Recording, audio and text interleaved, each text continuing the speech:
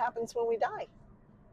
I'm not an expert because I'm still alive, but I've seen the same thing over and over and over again, which leads me to believe that there's some good evidence that this might be what happens. But again, not an expert. I'm still alive, haven't done it myself that I can remember.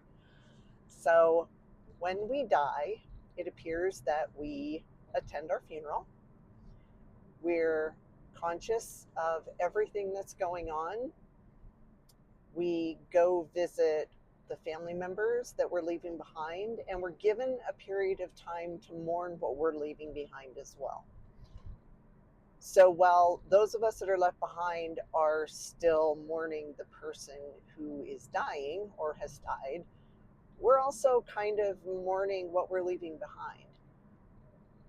After a certain amount of time, usually a couple of weeks, the person then goes to a place where I can't see them. I can sense them. I can tell that they're there. To me, it looks like frosted glass. They're behind frosted glass. And once they've entered that space, they appear to kind of not be able to go anywhere but there. And I've always sort of seen it as a debrief. Someone or someone's are there helping them understand what it is that they did while they were alive, helping them understand the lessons that they learned and the things that they were supposed to learn and do, and sort of make sense of the whole trip. So they're starting to understand what the whole purpose of this was.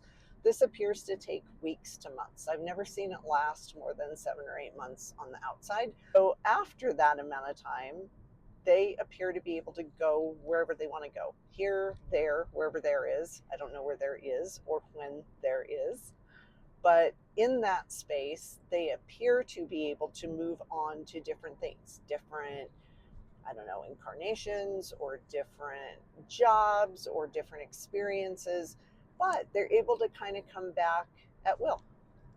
So they're able to come back when we think about them, or it's an anniversary of maybe their death.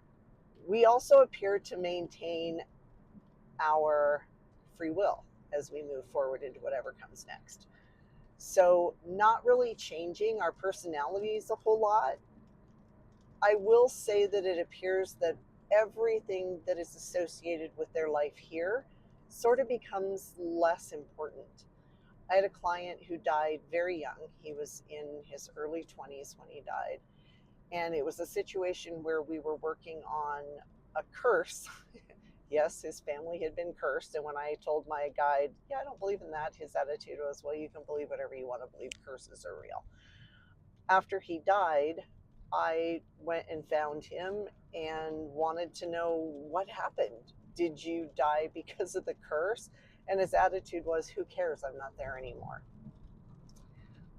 So with a few other situations where that's come up with after people have died, the feeling is sort of like how when you were in high school and your core group of friends and you swore, oh, we're going to be best friends forever.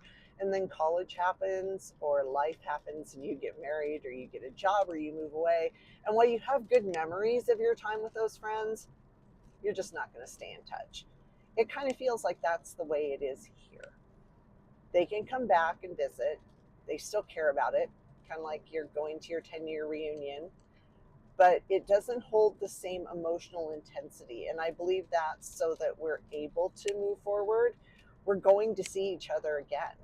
It feels like we run into the same people over and over and over again, maybe in different ways, how they influence our lives.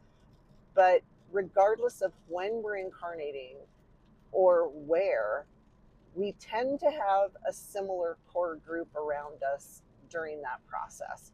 So I don't have all the answers. These are just patterns that I've seen over and over and over again in working with the dead for as long as I have. So yeah, ask all the questions. I don't have all the answers, but I have a lot of experience to draw from.